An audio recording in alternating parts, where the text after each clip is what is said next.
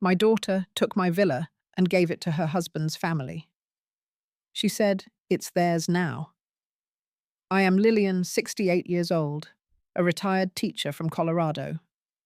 The lakeside villa I built with my late husband Robert was our dream retirement home. We poured our hearts and savings into every detail. I never imagined my own daughter Amanda would betray me by giving our family legacy to her husband's wealthy parents. "This is theirs now, you are not allowed to come," she told me coldly. "If you're watching this video, let me know where you're from in the comments. Hit that like button and subscribe if you want to hear how I prepared a surprise that would change everything." Robert and I were married for 45 wonderful years. He was a talented architect with a vision for beautiful, functional spaces that felt like home the moment you walked in. We met in college, married young, and built our life together brick by brick, just like we would eventually build our dream home. All through our marriage, we talked about the retirement home we would build someday. We saved diligently, lived modestly in a comfortable but ordinary suburban house while raising our children, and dreamed of the day we could create something truly special for our golden years. Lake Granby became our chosen spot after a memorable anniversary trip there 15 years ago. The crystal blue waters reflecting the majestic Rocky Mountains stole our hearts immediately. We purchased a parcel of lakefront land the very next year, and Robert began sketching designs whenever he had free time. Our plan was to build and move in when we both retired at 65, but life had other ideas. Robert was diagnosed with aggressive pancreatic cancer when he was 63. The prognosis was grim, giving him perhaps 2 years. His dying wish was to see our dream home completed, to know I would be taken care of in the place we had imagined together for so many years. "Promise me you'll finish the Villa Lily," he said one night as we looked at his blueprints in his hospital room. "I want to know you'll be watching those sunsets over the water like we planned." I promised, and we accelerated our timeline. Robert retired immediately to focus on overseeing the construction while undergoing treatment. I continued teaching to maintain our health insurance, driving 2 hours each way to the construction site every weekend. For 5 grueling years, I balanced caring for my increasingly ill husband with the massive undertaking of building a custom home. Robert fought valiantly, outliving his initial prognosis by 3 years, but he declined steadily. In his final months, he supervised the construction from a wheelchair, insisting on inspecting every detail despite his pain. "This is our legacy, Lily," he would say. "Something beautiful for our children and grandchildren to remember us by." Robert passed away 3 years ago, just 2 months after we moved into the completed villa. Though heartbroken, I found solace in being surrounded by his final project. His vision made real in every corner of our beautiful home. The villa itself was stunning, even more beautiful than we had imagined in our decades of dreaming. 4 bedrooms each with its own bathroom, a gourmet kitchen with restaurant-grade appliances, a great room with floor-to-ceiling windows offering panoramic views of the lake, a library filled with our lifetime collection of books, and a private dock where I could sit and feel close to Robert as the sun set over the water. Every detail had been carefully chosen, from the local stone fireplace to the hand-carved banisters on the staircase. Robert had designed clever storage solutions and reading nooks throughout the house. The landscaping blended seamlessly with the natural shoreline, as if the house had grown organically from the rocky Colorado soil. More than just a beautiful building, the villa was the physical embodiment of our love story. Robert's final gift to me and to our family. Our son, Jeffrey, and daughter Amanda had different reactions to the villa. Jeffrey, 33, had established himself as a successful physician in Minnesota. He was married with 2 small children and visited when he could, always appreciative of the beautiful home his father had created. He understood the emotional value the property held for me. "Dad put his heart into this place, Mum," he said during his first visit after Robert passed. "I can feel him everywhere here." Amanda, 36, had a more complicated relationship with the villa. She had married Gavin Taylor 5 years earlier, joining a family that prided itself on old money and social connections. The Taylors owned banking interests throughout the Southwest and maintained homes in several states. Initially, Amanda and Gavin visited frequently, especially during the final stages of construction. Gavin seemed impressed with the craftsmanship and design, often commenting on how surprisingly sophisticated everything was. I ignored the condescension in his tone, focusing instead on my daughter's happiness and the fact that she was spending time with her father in his final months. After Robert passed and I settled into life alone at the villa, I hoped my home would become a gathering place for my family, just as Robert and I had always envisioned. Little did I know that this dream would become the source of the most painful betrayal I could imagine. The first signs of trouble appeared gradually like storm clouds, gathering slowly on the horizon. After Robert's funeral, Amanda and Gavin's visits became less frequent. When they did come, they often brought his parents, Philip and Diana Taylor, without asking me first. "I thought it would be nice for you to have more company," Amanda would say when I expressed surprise at the unexpected guests. "The house is so big for just you." Philip Taylor was an imposing man in his early 70s, with silver hair and an authoritative manner that suggested he was accustomed to getting his way. Diana was a meticulously groomed woman who scrutinized every detail of my home with a barely concealed critical eye. "What an interesting choice of fixtures," she would say, running a manicured finger along the handcrafted copper sink that Robert had commissioned from a local artisan. "Very rustic." The Taylors never failed to mention their own properties, their country club memberships, or the exclusive social circles they moved in. They treated me with a condescending politeness that made it clear they considered me beneath them. My career as a public school teacher, and Robert's work as an architect, who focused on community projects rather than prestigious commissions, marked us as middle-class strivers in their eyes not worthy of real respect. What hurt most was watching Amanda absorb their attitudes. My once down-to-earth daughter began to echo their sentiments, speaking about her childhood home, as if it had been embarrassingly modest, referring to family vacations at national parks, as if they had been hardships to endure, rather than cherished memories. The first Thanksgiving after Robert died became a turning point. I had invited both my children and their families, expecting a quiet, somewhat somber holiday, as we navigated our first major celebration without Robert. 2 days before Amanda called to ask if the Taylors could join us. "They were going to go to Aspen, but their plans fell through," she explained. "It would mean so much to me to have everyone together." Unable to refuse my daughter during our time of grief, I agreed. What followed was 3 days of subtle humiliation as the Taylors took over my home.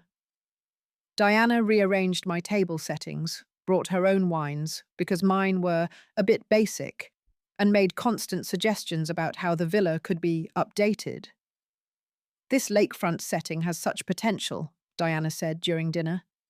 "With the right designer, you could really make something of this place, Lillian." "I think Robert did make something of it," I replied quietly. "He designed every inch himself." "Yes, and that's very sweet," Diana said with a patronizing smile. "But professional touch would elevate it considerably." Instead of defending her father's work or my feelings, Amanda nodded in agreement. "Mum, you could get someone to help you modernize a bit. The Taylor's designer is incredible. You should see what she did with their Santa Fe house." Later that evening, I overheard Philip talking to Gavin on the deck. I hadn't meant to eavesdrop, but their voices carried through the open window as I was cleaning up in the kitchen. "Prime location, solid construction," Philip was saying. "Think about what we could do with this place as a family compound. That east wing could be expanded for proper guest quarters." "It's Lillian's home," Gavin replied, though his tone lacked conviction. "For now," Philip said. "But long term, this should be in the family. Amanda is her only daughter. You need to talk to her about the future. I stood frozen dish towel in hand as they continued discussing my home, as if it were already theirs to plan for. That night I cried myself to sleep in the master bedroom that still held echoes of Robert. Over the following months, I noticed Amanda becoming increasingly embarrassed by aspects of my lifestyle. She winced when I mentioned my book club friends or community garden volunteering. When I showed her photos from my senior hiking group's latest expedition, she changed the subject to the charity gala she had attended with the Taylors. "Mother, have you thought about joining some more elevated social groups?" she asked during one visit. "The Taylors know several people with lakefront properties. You could make some useful connections." "I have friends I've known for 30 years," I replied. "I don't need useful connections." Amanda sighed with the exaggerated patience of someone dealing with a difficult child. "I just want you to have a fuller life. You're alone in this big house." "I'm not alone," I said. "I have my friends, my community, and you and Jeffrey when you visit." The first major argument erupted when I returned home one day to find Amanda and Diana with an interior designer who was taking measurements and photographs in my living room. "What is happening here?" I asked, setting down my groceries. "Just getting some ideas," Diana said smoothly. "No harm in looking." "Actually, there is harm," I said, finding my voice. "This is my home, not a showroom. I didn't give permission for this." "Mom, don't overreact," Amanda said. "We're trying to help." "I don't need this kind of help. The villa stays as your father designed it." After the designer left Amanda, and I had a heated discussion where I set clear boundaries about respecting my home and Robert's memory. She left angry, and for several weeks our communication was strained and minimal. I was beginning to realize that the home Robert and I had created as a gathering place for family love was becoming a source of conflict and pain instead. The first disappointment was settling deep in my heart, but worse was yet to come. As winter turned to spring, tensions continued to escalate between Amanda and me. Our phone calls became shorter and more formal. She cancelled 2 planned visits, citing work commitments for Gavin. I felt her slipping away, but didn't know how to bridge the growing gap between us. Then came a surprise phone call that initially seemed like good news. Amanda's voice bubbled with excitement as she announced she was pregnant. "Mom, we're having a baby. You're going to be a grandmother again." My heart swelled with joy. A new grandchild, perhaps. A chance to heal the rift that had been growing between us. "That's wonderful news, sweetheart. I'm so happy for you and Gavin." "We want to come up this weekend to tell you our plans," she said. "The Taylors will be coming too. They have some ideas they want to share." The visit started pleasantly enough. I embraced my daughter, noting the slight roundness already visible beneath her designer blouse. We talked about due dates and nursery themes, and for a moment it felt like we were close again. Then Philip Taylor cleared his throat and changed the direction of the conversation entirely. "Lillian, with a baby on the way, we've been discussing family matters," he began in his authoritative tone. "This villa would make an ideal family gathering place for holidays and summers, a place where all the generations could come together." Diana jumped in smoothly. "We were thinking about how challenging it must be for you to maintain such a large property at your age. All that upkeep, the expenses, the isolation during winter months." "I manage very well," I said, feeling a defensive edge creeping into my voice. "Robert designed the house to be easy to maintain, and I have a local service that helps with the heavier work." Philip waved away my objections. "The point is, you shouldn't have to manage at all. You should be enjoying your retirement. Let the younger generation take on some responsibility." "We could help with the property taxes," he continued, leaning forward. "They must be substantial for lakefront property like this. My finances are in order." I replied stiffly. Robert planned well for me. Amanda touched my hand. Mum, the Taylors just want to help. With the baby coming, we've been thinking about family legacy and how to preserve it.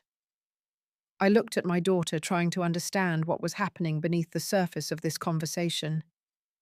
The villa is already preserved as a family legacy. Your father built it for all of us. The discussion ended there, but I felt uneasy. Something about their interest in my home seemed predatory rather than supportive. My suspicions were confirmed a month later, when I returned early from a doctor's appointment to find Amanda showing the property to an interior designer different from the one I'd sent away. They were in the great room, the designer gesturing expansively toward the stone fireplace that had been Robert's pride. This would all go, of course, the designer was saying. We'd replace it with something more contemporary. The fireplace stays exactly as it is, I said from the doorway, making them both jump. My husband designed it himself. After the designer left hurriedly, Amanda and I had our most heated confrontation yet. Why are you being so difficult about this? She demanded. The Taylors are willing to invest in updating this place. This isn't about updating Amanda. This is about erasing your father's work, his memory. Why would you want that? Because it's outdated. Because every time Gavin's family visits, I can see them judging everything. Do you know how that makes me feel? No. How does it make you feel to be embarrassed by the home your father poured his heart into while he was dying? I asked, my voice breaking. Amanda's face crumpled, and for a moment I saw my real daughter beneath the polished exterior she'd adopted. They want this place, Mum, she admitted tearfully. They've wanted it since they first saw it. Philip keeps talking about how perfect it would be as their summer home, how they could host important clients here. And what about me? Where do I fit into these plans? She couldn't meet my eyes. They think you'd be happier in a retirement community, somewhere with people your own age. I felt as if all the air had been sucked from the room. This conversation is over. This is my home, built by your father. It is not for sale or negotiation. Amanda left that day, and our relationship grew even more strained. When her son Thomas was born 3 months later, I was allowed only a brief hospital visit. The photos I received were formal and infrequent. Invitations to visit my grandson came with conditions. You can come for the weekend, but please don't mention the villa situation, Amanda would say. And the Taylors might stop by, so try to be agreeable. My access to my own grandson was being used as leverage to make me cooperative about my home. The pain of this manipulation was almost unbearable. Communication became increasingly restricted. My calls often went to voicemail. My texts received delayed brief responses. I was being isolated, cut off from my daughter and grandson, all because I wouldn't surrender my home to the Taylors' ambitions. Each day, I would walk through the rooms Robert had designed, touching the woodwork he had selected, looking out at the lake view he had positioned perfectly, and wonder how our family dream had turned into such a nightmare. The beautiful home that was supposed to keep us connected was instead tearing us apart. 6 months after Thomas was born, Amanda called to ask if we could have a private conversation at the villa. Her tone was serious, and I felt a mixture of hope and apprehension. Perhaps she was finally ready to respect my boundaries and repair our relationship. She arrived alone, dressed in an expensive suit that reminded me of Diana Taylor's style. She had changed so much from the daughter who once wore jeans and borrowed my sweaters. Mum, I need to talk to you about something important, she began after declining my offer of tea. It's about the future of the villa. My guard went up immediately, but I tried to keep an open mind. I'm listening. Gavin and I have been consulting with financial advisors about estate planning, especially now that we have Thomas, she said, her voice taking on a practiced professional quality that sounded rehearsed.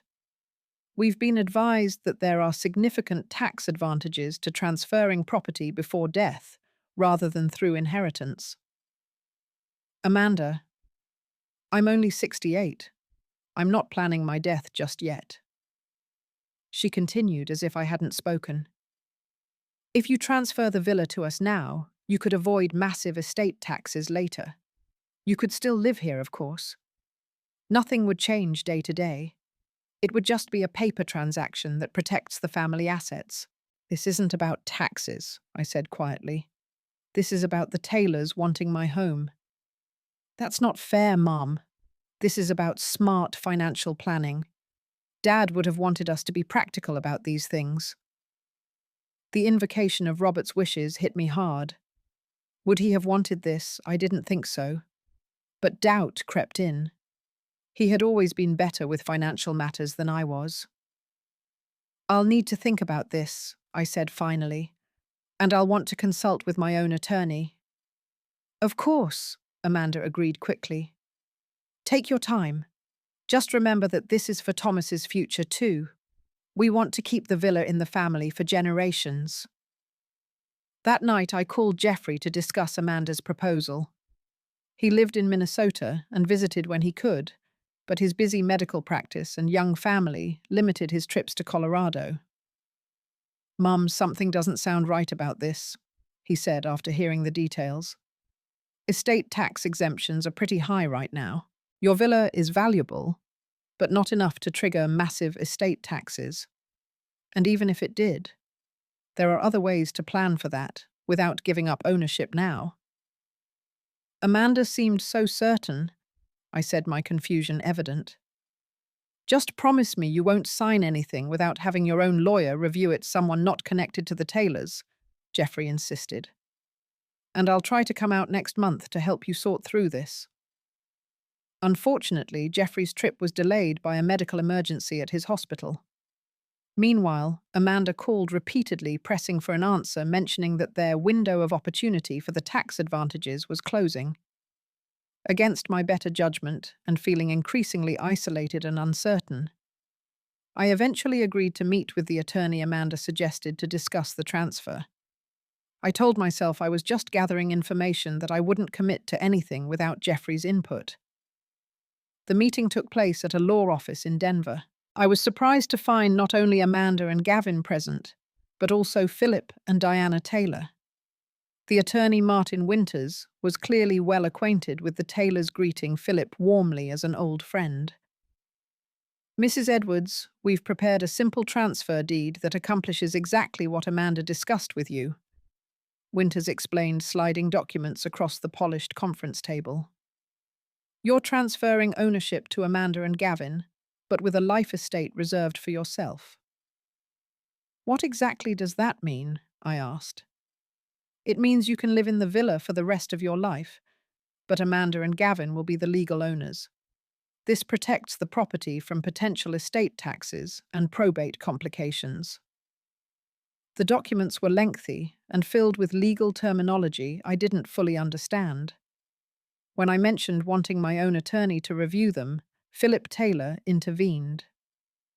Lillian Martin is one of the most respected estate attorneys in Colorado. Having another lawyer review would just mean duplicate fees for essentially the same advice. Diana added, We're all family here.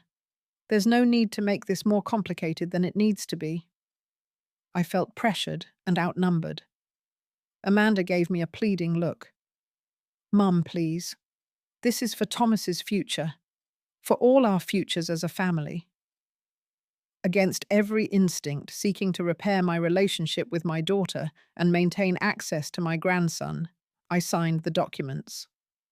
Winters assured me they would be filed properly and I would receive copies in the mail. Weeks passed and the promised copies never arrived. When I called Winters' office, I was told they had been sent to Amanda as the new property owner. That was the first indication that something was very wrong. I called Amanda, who was evasive. Don't worry about the paperwork, Mum. It's all taken care of. I'd still like my copies, Amanda. I have a right to see exactly what I signed. I'll bring them next time I visit, she promised. But that visit was repeatedly postponed. One morning, I received a text message that shattered my world. Mum, we need to discuss transition plans. The villa belongs to us now. The Taylors will be moving in next month. We've found a lovely senior apartment in Boulder that would be perfect for you. I called her immediately, my hands shaking so badly I could barely hold the phone. Amanda, what are you talking about? I have a life estate. I'm supposed to be able to stay here. There was no life estate in the final documents, she said coldly. You transferred the property outright. It's ours to do with as we please. That's not what I agreed to. The attorney said specifically that I could stay here for life. You should have read what you were signing more carefully, she replied, her voice now matching Diana Taylor's condescending tone perfectly. The Taylors are planning renovations starting next month. You need to make arrangements to move out.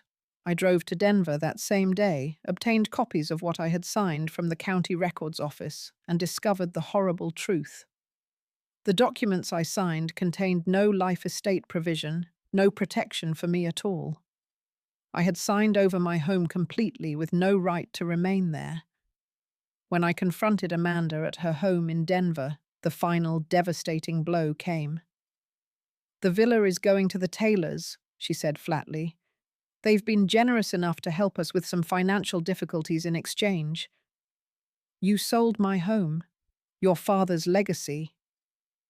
It was never just about Dad's legacy, she snapped. It was about what was best for my family, my son, my future. The Taylors can provide opportunities for Thomas that you never could. As I turned to leave, devastated beyond words, she delivered the line that would haunt me for months. This is theirs now, you are not allowed to come. I drove home in tears, unable to comprehend how my daughter could betray me so completely. The home Robert had built with his dying breath had been stolen through deception, and I had foolishly enabled it by trusting my own child. That night I called Jeffrey in a state of complete breakdown. I could barely speak through my tears as I explained what had happened. He listened in stunned silence, then spoke with a determination I had never heard in his voice before. I'm coming home, Mum. Right now. Don't do anything until I get there. Don't move anything. Don't speak to Amanda or the Taylors. Just wait for me. Jeffrey arrived the next day, having arranged emergency coverage for his patients. He brought not only emotional support, but also clear-headed resolve. His first action was to call a college friend who had become a prominent attorney specializing in elder law and property disputes. This is elder abuse and fraud, said Catherine Chen, the attorney, after reviewing the documents in Jeffrey's presence. The difference between what was verbally promised and what was in the documents constitutes fraudulent misrepresentation, especially since they used an attorney with a connection to the Taylors. Hope, which had seemed completely extinguished, flickered faintly back to life. Can we fight this? I asked. We can and we will, Catherine assured me. But first I want to check something. Do you have a copy of Robert's will? I retrieved the document from my files, and Catherine spent an hour reviewing it carefully. When she looked up, she was smiling. Lillian, did you know that Robert included a special clause about the villa in his will? I shook my head confused. He left everything to me. I don't remember anything special about the villa. There's a provision here that's quite uncommon but very forward-thinking. Robert specified that while he left the villa to you absolutely if you ever chose to transfer ownership during your lifetime, the property would be subject to a right of first refusal by Jeffrey, and if declined by him, it would pass into a trust for both children's families with equal access rights. What does that mean for our situation? Jeffrey asked. It means that the transfer to Amanda alone, without offering Jeffrey the right of first refusal, violates the terms of Robert's will. This gives us grounds to challenge the transfer as invalid from the beginning. As we built our legal case, more disturbing information came to light. Jeffrey's financial advisor friend discovered that despite their wealthy appearance, Gavin Taylor was facing serious money problems. His investment firm had made several disastrous decisions, and they were leveraged to the hilt with debt. Even more shocking, a discreet investigation revealed that Philip Taylor's investment company was under SEC investigation for potential securities fraud. The Taylors weren't just after my home because they admired it. They were desperate for assets that could be liquidated or borrowed against. "They're using Amanda," Jeffrey said grimly. "They've manipulated her with the promise of financial security and social status." With Catherine's guidance, we filed an emergency injunction to prevent the Taylors from taking possession of the property. The filing had to be done quietly as we didn't want to tip our hand before the legal proceedings were in place. Amanda's reaction when she was served with the legal papers was explosive. Her calls and texts alternated between rage and wounded indignation. "How could you do this to your own daughter? Your own grandson? You're the one who lied to me and tried to steal my home," I replied, finding strength in the clear evidence of their deception. "All I'm doing is standing up for myself."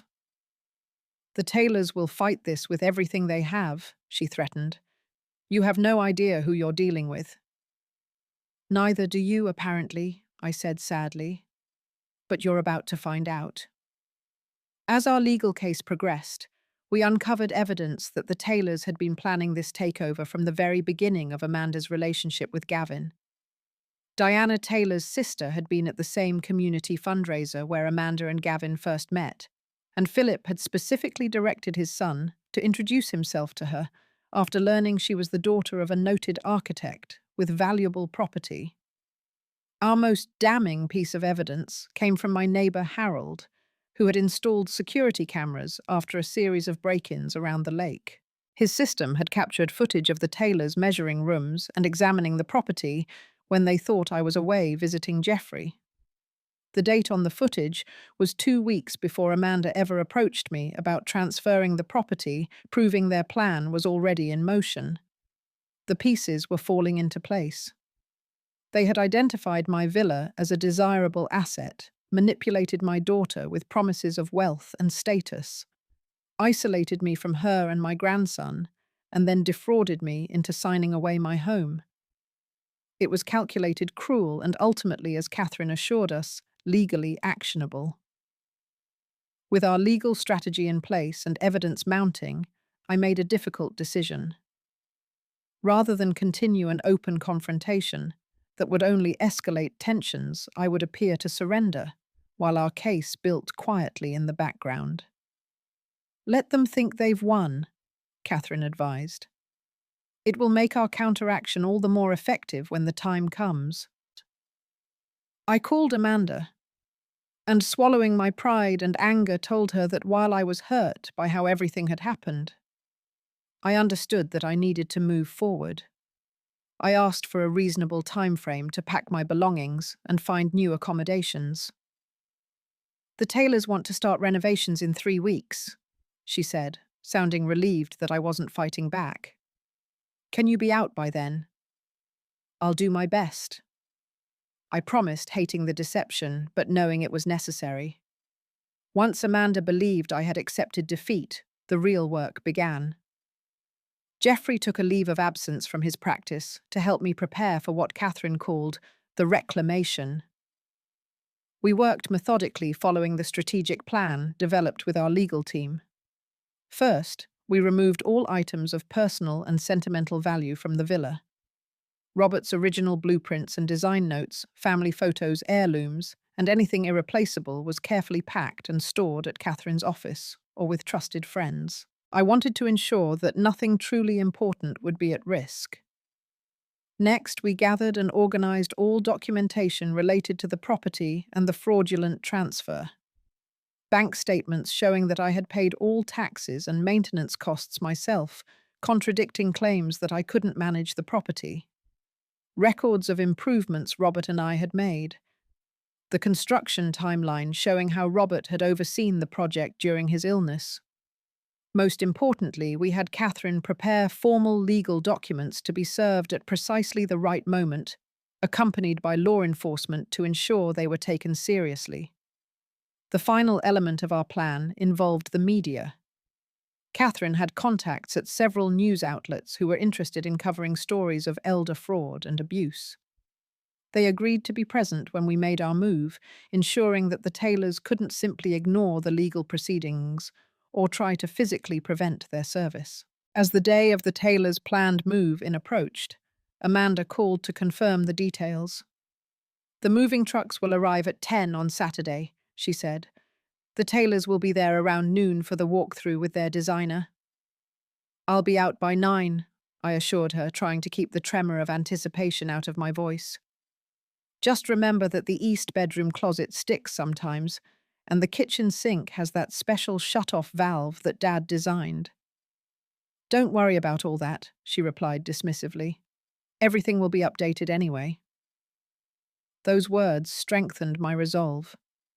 They weren't just taking my home, they were planning to erase Robert's beautiful work, his final gift to our family. The day of reckoning arrived bright and clear, a beautiful Colorado morning, with the sun glinting off the lake. I had spent the night at a friend's house nearby, leaving the villa appearing vacant and ready for its new occupants. From my friend's deck, with a view of my property, I watched the moving trucks arrive precisely at 10, followed by several luxury cars. Diana Taylor emerged from a black SUV, already gesturing and directing the movers. Philip stood examining the exterior of the house with a contractor pointing at features that would presumably be changed. Amanda and Gavin arrived last, looking uncomfortable, but resigned to their role in this takeover. At exactly noon, Jeffrey pulled up in his car with Catherine Chen and 2 sheriff's deputies. Behind them came 2 news vans, reporters and photographers, quickly positioning themselves to capture what was about to unfold. I waited 5 minutes, then drove up myself, parking behind the news vans. This was my home, and I would face what came next with dignity and strength. The scene that followed would later be described by one reporter as a masterclass in justice served cold. The Taylors' expressions of shocked outrage as the deputies served them with court orders, halting any property transfer or modifications, were captured perfectly by the photographers. Catherine, professional and composed, explained loudly enough for the cameras to capture that the property transfer was being challenged on grounds of fraud and elder abuse, with compelling evidence already submitted to the court. She detailed the criminal penalties possible for the kind of securities fraud the SEC was investigating Philip Taylor, for making sure the reporters got every juicy detail. The piece de resistance was when the deputies informed the Taylors and their movers that they needed to vacate the property immediately, as the emergency injunction returned possession to me pending final court determination. Diana Taylor's face contorted with fury. "Do you know who we are? This is outrageous. What's outrageous is attempting to defraud a widow out of the home her husband built for her." Catherine replied calmly, loud enough for everyone to hear. Philip Taylor tried to salvage the situation by pulling Catherine aside for a private conversation, presumably to offer some kind of settlement. She declined firmly, pointing to the cameras. "Everything about this case will be handled in the full light of day, Mr. Taylor. No more backroom deals." As the moving trucks departed without unloading a single item, I stood on my front porch, Jeffrey's supportive hand on my shoulder. Amanda wouldn't meet my eyes as she and Gavin hurried to their car, but I caught a glimpse of something in her expression, beyond embarrassment or anger. Perhaps it was the first glimmer of recognition of what she had almost thrown away. Diana Taylor's parting words, spat venomously as Philip practically dragged her to their SUV, would become something of a family joke in later years. "This isn't over Lillian Edwards." But it was over at least the part where they thought they could take my home with impunity. As the vehicles retreated down my driveway and the reporters approached for statements, I felt a weight lifting from my shoulders. The battle wasn't completely won, but the surprise I had prepared for the Taylors had certainly changed the game entirely. The aftermath of what the local news called the Lake Granby showdown unfolded more favorably than even Catherine had predicted. The court not only invalidated the fraudulent property transfer, but also issued a restraining order prohibiting the Taylors from coming within 100 yards of me or my property.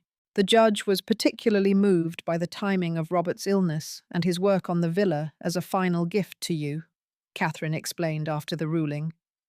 Combined with the clear evidence of misrepresentation and the violation of his will's provisions, it was an open and shut case. The publicity surrounding the case had unexpected consequences for the Taylors.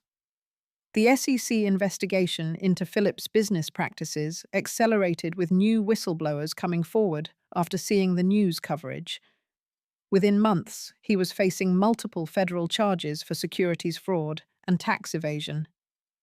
Diana Taylor's social standing, which she had prized so highly, crumbled as friends and associates distanced themselves from the scandal.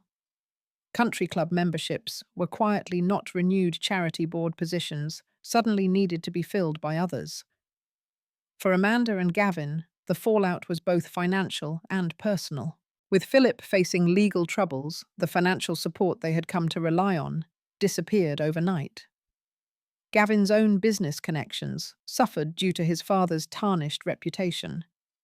The beautiful home they had purchased with Taylor money was put on the market as they downsized to a modest townhouse.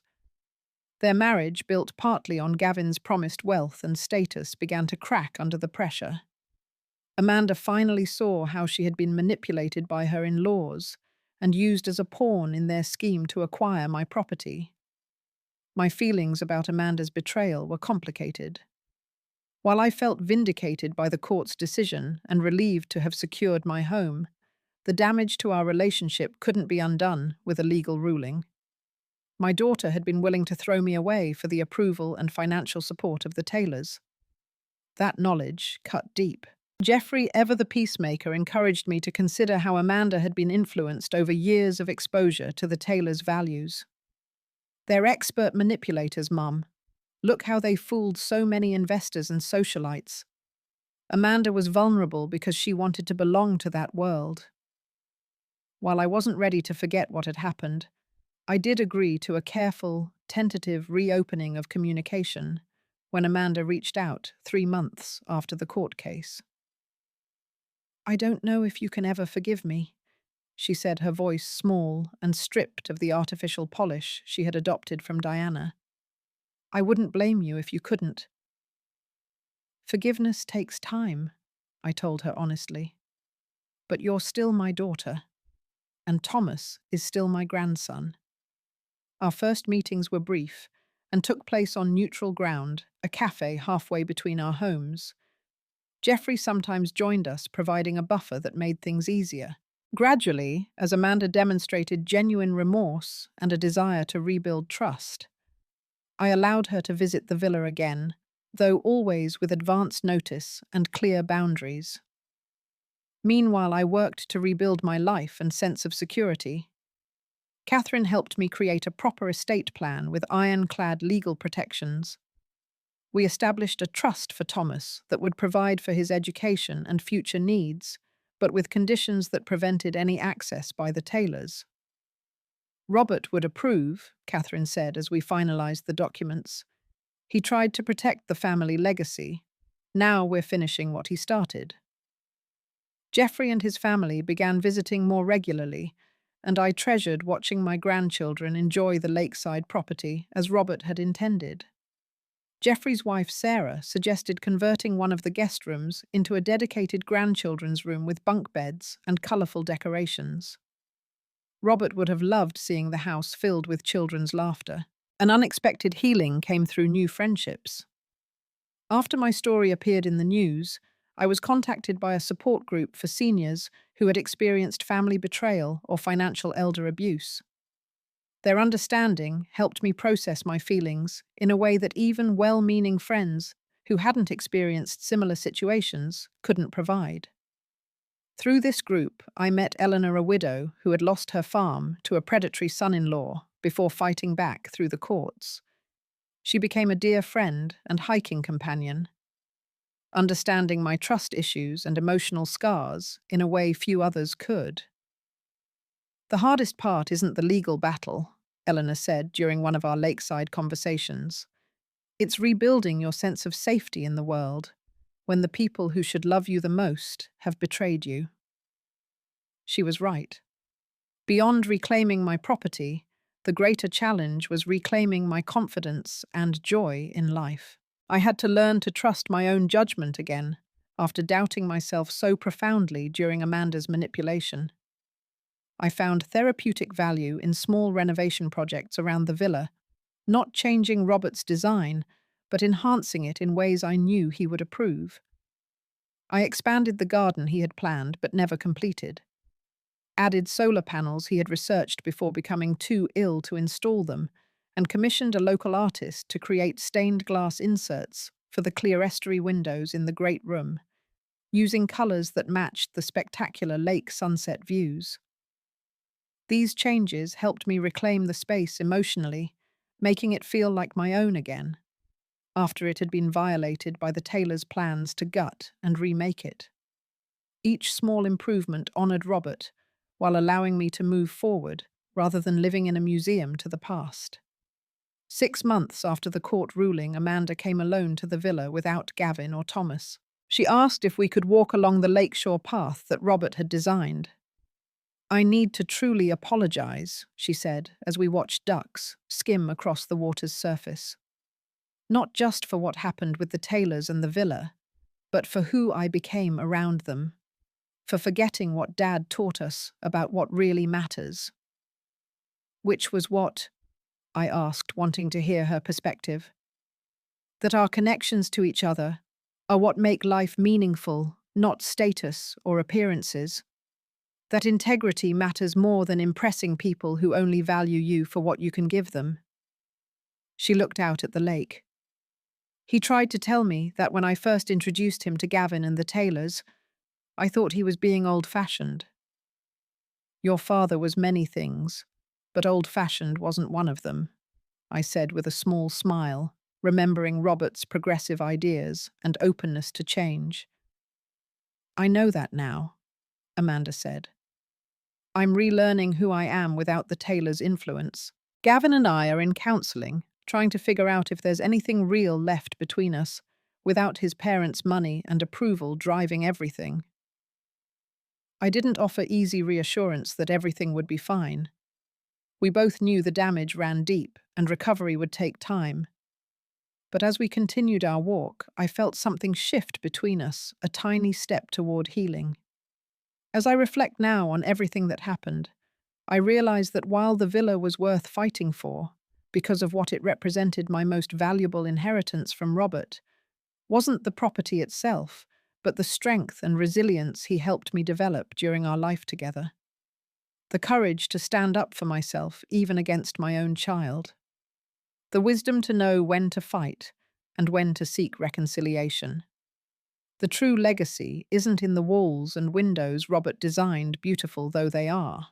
It's in the values he lived by, the love he shared, and the example he set of facing life's challenges with integrity and grace. If you've experienced betrayal by those closest to you, know that you deserve to stand your ground and protect yourself. Family should lift you up, not tear you down for their own gain. Sometimes the strongest expression of love is setting clear boundaries that teach others how to treat you with respect. Have you ever had to stand up to family members who tried to take advantage of you? What did you learn from the experience? Share your story in the comments below. If this video resonated with you, please give it a thumbs up and subscribe to our channel for more stories of resilience and healing. Remember to hit that notification bell so you don't miss our next upload. Thank you for listening to my journey, and may you find the strength to protect what matters most to you, just as I did.